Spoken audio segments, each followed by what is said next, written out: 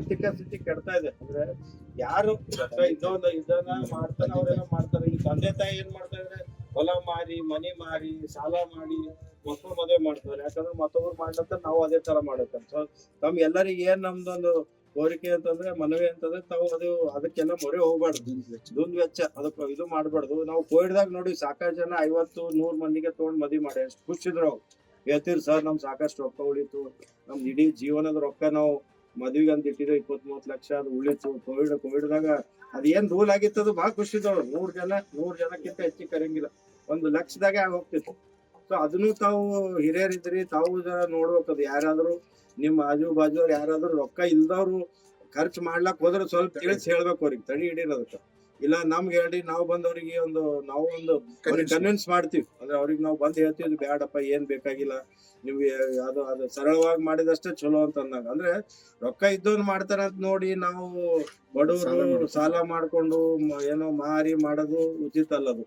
ಅದು ಎಲ್ಲರಿಗೂ ಗೊತ್ತಿದೆ. ಬಟ್ ಮನ್ಸಿನಾಗ ಏನಂತ ಮಂದಿ ಏನ್ ಅನ್ಕೋತಾರಂತ ಇರ್ತದ. ಆಮೇಲೆ ಇನ್ನೊಂದ್ ನಮ್ ಉದ್ದೇಶ ಏನಂದ್ರೆ ಇದು ನಮ್ ಭಿಕ್ಷಾ ಬೇಡ್ತಾರಲ್ಲ, ಭಿಕ್ಷಾಟನೆ ಅಂದ್ರೆ ಅದಕ್ಕೂ ನಾವು ಕಡಿವಾಣ ಹಾಕ್ಬೇಕಂತದ. ಅಂದ್ರೆ ಯಾರು ಭಿಕ್ಷಕರು ಇದ್ರೆ ಅವ್ರಿಗೆ ಕರ್ಕೊಂಡು ಹೋಗಿ ಗೌರ್ಮೆಂಟ್ ಸಹಾಯ ಅವ್ರಿಗೆ ಅಲ್ಲಿ ಗೌರ್ಮೆಂಟ್ ಹಾಸ್ಪಿಟಲ್ದಾಗ ಅದಕ್ಕೊಂದು ಸೆಪರೇಟ್ ಆಗಿ ವಾರ್ಡ್ ಮಾಡಿರೋದು. ಅಲ್ಲಿ ನಾವು ಅವರಿಗೆ ಆದಷ್ಟು ಭಿಕ್ಷಾಟನೆ ಬಿಡ್ಬೇಕು, ಬೇರೆದೆಲ್ಲ ಕೆಲಸ ಮಾಡ್ಬೇಕು ಅಂತೇಳಿ ಅದು ಒಂದು ನಾವೊಂದು ಕೈ ಎತ್ಕೊಂಡಿವಿ. ಸೊ ಇದು ಉದ್ದೇಶ ಇಟ್ಕೊಂಡು ನಾವು ತಮ್ಮ ಊರಿಗೆ ಬಂದು ಸ್ವಲ್ಪ ನಾವು ಜಾಗೃತಿ ಮಾಡ್ಬೇಕು. ಏನೋ ಅಂದ್ರೆ ಈಗ ಕೆಲವು ಮಂದಿ ಕೇಳ್ತಾ ಇದ್ರು, ನೀವು ಗೌರ್ಮೆಂಟಿಗೆ ಹೇಳಿ ಗುಟ್ಕಾನೆ ಬಂದ್ ಮಾಡ್ಸಿ ಅಂತ. ಅದಕ್ಕೆ ನಮ್ ಕೈದಾಗ ಏನೋ ಅದೇ ಮಾಡ್ಬೋದು. ಈಗ ಅದು ನಾವು ನಮ್ ಕೈದಾಗ ಇಲ್ಲದು ಗುಟ್ಕಾ ಬಂದ್ ಮಾಡೋದು. ನಮ್ ಕೈದಾಗ ಏನಂತ ತಪ್ಪಂತ ಹೇಳ್ತೀವಿ ಅಷ್ಟೇ. ಈಗ ಅದಕ್ಕೆ ಯಾರು ಇದು ಮಾಡ್ಕೋತಾರ, ಯಾರು ಅದಕ್ಕೆ ಹೆಂಗ್ ತಗೋತಾರ ಅದು ಅವ್ರ ಮೇಲೆ ಬಿಟ್ಟಿದ. ಅದು ಒಂದೊಂದು ಹಳ್ಳಿಯಲ್ಲಿ ಏನಾಗಿದೆ, ನಮ್ಮ ಊರಲ್ಲಿ ಯಾರು ಗುಟ್ಕಾ ಮಾಡಬಾರ್ದು, ನಾವ್ ಯಾರು ತಿನ್ನಲ್ಲ ಅಂತ ಡಿಸಿಷನ್ ತಗೊಂಡಿದ್ದಾರೆ. ನಮ್ಮ ಇಂಡಿಯಾನಲ್ಲಿ ಅಂತ ಬಹಳ ಹಳ್ಳಿಗಳಿವೆ. ಅದಕ್ಕೆ ನೀವು ಆ ಬಗ್ಗೆ ಯೋಚನೆ ಮಾಡಿ ನಾವು ಗುಟ್ಕಾ ಬಿಡೋದು. ಎರಡನೇದಾಗಿ IPL ಚಟ್ಟ, ಮೊಬೈಲ್ ನೋಡೋದು ಅದೆಲ್ಲ ಬೇಡ. ಹಿಂದಿನ ಕಾಲದಲ್ಲೆಲ್ಲ ನೀವು 2 ತಿಂಗಳು ಕೋಲ್ ಆಡ್ತಿದ್ರಿ. ಆ ಕೋಲ್ ಆಡೋ ಹೊತ್ತಿನಲ್ಲಿ ಒಬ್ಬರು ಸುಖ ದುಃಖ ಎಲ್ಲ ಕೇಳ್ಕೊತಿದ್ರು, ಎಲ್ಲ ತುಂಬಾ ಚೆನ್ನಾಗಿ ಹೇಳ್ತಿರ್ತಿದ್ರು.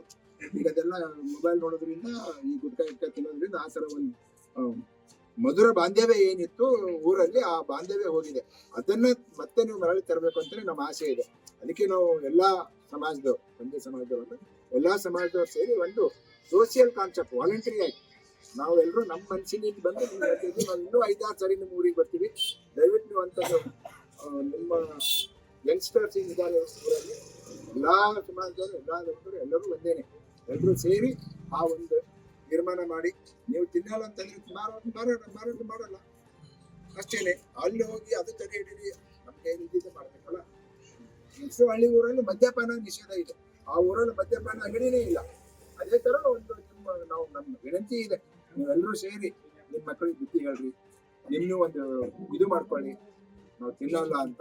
ಮತ್ತೆ ನೀವು ಅವಾಗ ಕರೆದ್ರೆ ಅವಾಗ ಬರ್ತೀವಿ. ದುಂದು ವೆಚ್ಚ ಮಾಡೋದು ಬೇಡ ಅಂತ. ದುಂದು ವೆಚ್ಚ ಮಾಡಿದ್ರೆ ಸಾಲ ಆಗ್ತಾ ಇದೆ. ದಯವಿಟ್ಟು ದುಂದು ವೆಚ್ಚ ಮಾಡೋದು ಬೇಡ. ಅವ್ರಿಗೆ ಏನಾದ್ರೂ ತಿಳುವಳಿಕೆ, ಏನಾದ್ರೂ ದುಡ್ಡು ಇದ್ದಿದ್ರು ಆ ಹೆಣ್ಮಗಳಿಗೆ ಕೊಡ್ಲಿ. ಮದುವೆ ಆಗಿದ್ ಮಗಳಿಗೆ, ನನ್ನ ಮಗಳ ಮದುವೆ ಇದ್ರೆ ನಮ್ಮ ಮಗಳಿಗೆ ಕೊಡೋಣ. ಒಂದ್ 2-3 ಲಕ್ಷ 5 ಲಕ್ಷ ಕೊಟ್ಟಿದ್ರೆ ತುಂಬಾ ಚೆನ್ನಾಗಿರ್ತಾರೆ ಅವರು. ಹಿಂಗ ತಗೊಂಡು ಆರಾಮಾಗಿರ್ತಾರೆ. ಅವ್ರಿಗೆ ಏನಾದ್ರೂ ವಸ್ತು ಬೇಕಾದ್ರೆ ಅವ್ರು ತಗೋತಾರೆ. ಸುಮ್ಮನೆ ಯಾಕೆ ದುಡ್ಡು ಖರ್ಚು ಮಾಡೋದು ಅಂತ ನಮ್ಮ ಆಸೆ ಇದೆ. It is our objective. Normal ಅಂತ ಅನ್ಸ್ಬಿಟ್ಟದ ಅದು. ಅರೆ ಹಿಂಗೆ ಅದ ಲೈಫ್, ನಮ್ಗೆ ಹೇಳ್ಬೇಕಲ್ಲ ಗಲತ್ ಅಂತ ಹೇಳೋರ್ಬೇಕು. ಬಾಳ ಜನ ಗೊತ್ತಿಲ್ಲದು ಗಲತ್ ಅಂತ ಹೇಳಿ. ಸರಳ ವ್ಯವಹಾರ ಮಾಡ್ಬೇಕಂತ ಗಲತ್ ಅಂತ ಯಾರಿಗೂ ಗೊತ್ತಿಲ್ಲದು. ಸರಳ ಮಾಡ್ಬೇಕಂತ ಅಂತ ಹೇಳಿ ಹೇಳ್ತೀವಿ.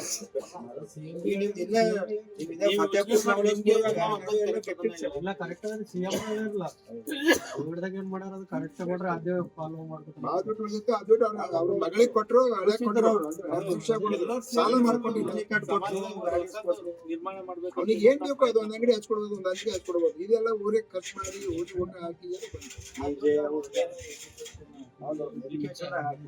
ಅದೇ ನಿಮ್ ಇಲ್ಲೇ ಪಕ್ಕದ ಹಳ್ಳಿಗಳು ಬಂದಾಗಿತ್ತು. ನವಲಸ್ಪುರ ನಿಮ್ದು ಎಲ್ಲ 10 ವರ್ಷ ಚಿಗರಿ ತುಂಬಾ ಒಳ್ಳೆ ಹೆಸರುವಾಸಿ ಊರಿದೆ. ನೀವು ಒಂದು ಡಿಸಿಷನ್ ತಗೊಳ್ಳಿ, ನಾವು ಮತ್ತೆ ಬರ್ತೀವಿ. ಸಾಹೇಬ್ರಿಗೆ ನಾವೆಲ್ಲರೂ ಜೊತೆಲಿ ಬರ್ತೀವಿ. ಮತ್ತೆ ದಿವಸಂದ್ರೆ ನಾವು ಬಾಂಧವ್ರು ತಿರುಗ್ತೀವಿ. ಯಾರಾದ್ರೂ ನೀವು ದ್ವಂದ್ವ ವೆಚ್ಚ ಮಾಡಿ ಮದುವೆ ಮಾಡ್ಲತ್ತಾರ, ನಿಮ್ಗೆ ಗೊತ್ತದಾಗಿ ಅವ್ರ ಇಲ್ಲ ಅದನ್ನು ಸಾಲ ಮಾಡಿ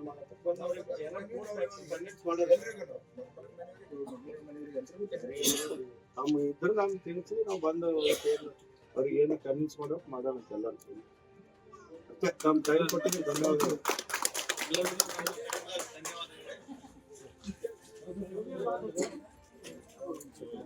ಒಂದು ಸ್ವಲ್ಪ ಮಾತಾಡಿ.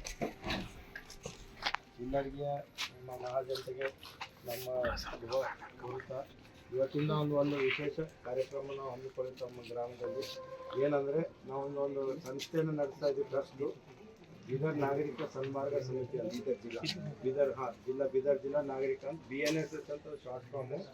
ಅದು ಯಾಕೆ ನಾವು ಮಾಡೀವಿ ಅಂತಂದ್ರೆ ಅದು ಈ ಹಳ್ಳಿ ಆಗಲಿ ದೊಡ್ಡ ಊರಲ್ಲಾಗಲಿ ನಮ್ಮ ಯುವಕರು ಸಾಕಷ್ಟು ವ್ಯಸನಗಳಿಗೆ ಒಳಗೆ ಹೋಗ್ತಾ ಇದ್ದಾರೆ. ಅದರಲ್ಲಿ ಮುಖ್ಯವಾಗಿ ನಮ್ಮದು ತಂಬಾಕು, ಸಿಗರೇಟು, ಮದ್ಯಪಾನ, ಚಳಿ ಇಂಥವೆಲ್ಲ ಅಂದರೆ ಅವರಿಗೆ ಒಂದು ಅಡಿಕ್ಷನ್ ಆಗ್ತಾ ಇದೆ. ಅದು ಅಂದರೆ ತಂಬಾಕು ತಿನ್ನಬೇಕು, ಸಿಗರೇಟ್ ಸ್ಮೋಕಿಂಗ್ ಮಾಡಬೇಕು ಅಂತ ಹೇಳಿ ಅದು ಯಾರು ಹೇಳಕ್ಕೂ ರೆಡಿ ಇಲ್ಲ. ಅಂದರೆ ತಪ್ಪಿದೆ ಅಂತ ಹೇಳಕ್ಕೂ ರೆಡಿ ಇಲ್ಲ, ಅಷ್ಟು ಕಾಮನ್ ಆಗಿಬಿಟ್ಟಿದೆ.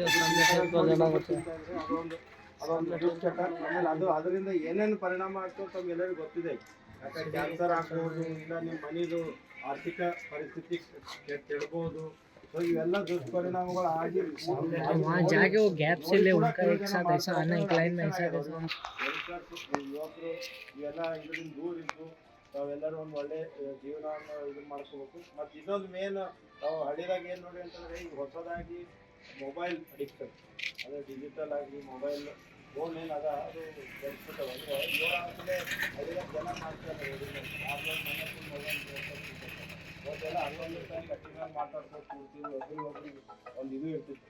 ಈಗ ನಾವು ಮತ್ತೊಂದು ಏನು ನಾವು ಗಮನಿಸ್ತೀವಿ ಅಂತಂದರೆ ಈ ಸಣ್ಣ ಊರಾಗೂ BP ಶುಗರ್ ಆಗ್ಬಿಟ್ಟಿದೆ. 10 ಮಂದಿ ನಾಡು 8 ಮಂದಿ BP